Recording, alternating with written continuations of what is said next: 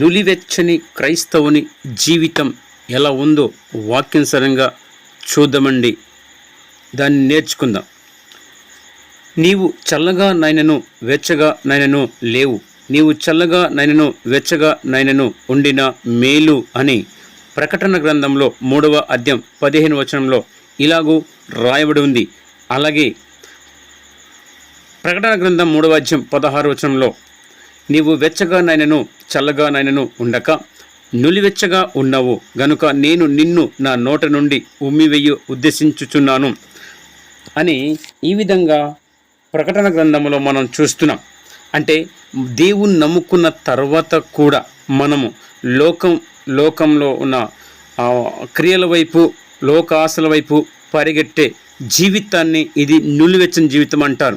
అలాగే నీవు మారు మనసు పొందితేనే సరి, లేని ఎడల నేను నీ యొద్దకు వచ్చి నీ దీపస్తంభమును దాని చోట నుండి తీసివేత్తును అని ప్రకటన గ్రంథం 2వ అధ్యాయం 5 వచనంలో రాయబడి ఉంది. దీపస్తంభం అంటే మనలో ఉన్న ఆత్మ ప్రాణం పోయినట్టే. ప్రాణం పోయిన తర్వాత మనము చేయవలసింది భూమి మీద ఇంకేమీ లేదు. ఆ తర్వాత ఎలా ఉంటుందో మనము ఎరగం. పూర్తిగా తెలియదంటే ఇదిగో ఈ స్కిప్స్లో చూడండి. ఈ చిన్న వీడియోలో మీరు చూసి అర్థం చేసుకోవాల్సిందిగా కోరుతున్నాను. Thank you. భూలోకంలో ఉండగా నేను నులివెచ్చని స్థితి కలిగి ఉన్నాను. ఎంతో భక్తి కలిగి ఉండేవాడిని. ఎంతో భక్తిగా ఉంటూ ప్రార్థన కలిగి అన్ని విషయములలో నమ్మకం కలిగినట్లు ఉండేవాడిని. కానీ నాలో కొన్ని బలహీనతలు తీసివేసుకోలేకపోయాను. నేను ఇంటికి రాగానే భయంకరంగా సినిమాలు, టీవీలో వస్తున్న ప్రతి అర్థమైన కార్యక్రమాలను చూస్తూ ఆనందిస్తూ ఉండేవాడిని. అంతేకాదు, వ్యభిచారంతో కూడిన సినిమాలు చూస్తూ ఆనందపడేవాడిని. అంతేకాదు, నేను భయంకరంగా త్రాగుబోతుగా ఉండేవాడిని. ఎన్నడూ కూడా దేవుణ్ణి జ్ఞాపకం చేసుకునేవాడిని కాదు. ప్రతి ఆదివారం మందిరమునికి వెళ్ళేవాడిని. దేవసేవకులు చెప్పే వాక్యమును వింటూ ఉండేవాడిని.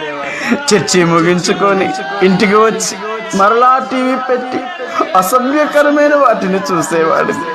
చర్చికి వెళ్ళి వాక్యమును విన్నా కూడా నా చెడు ఆలోచనలు మారేవి కావు. అనుకోకుండా నాకు భయంకరమైన వ్యాధి కలిగించబడింది.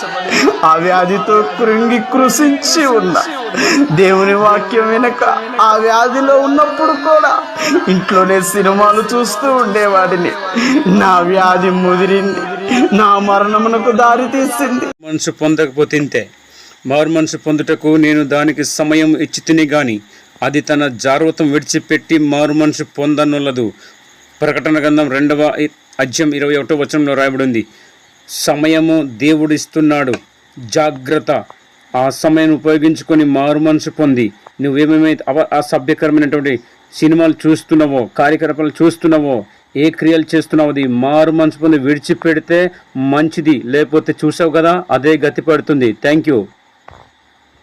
God bless you. Thank you for watching.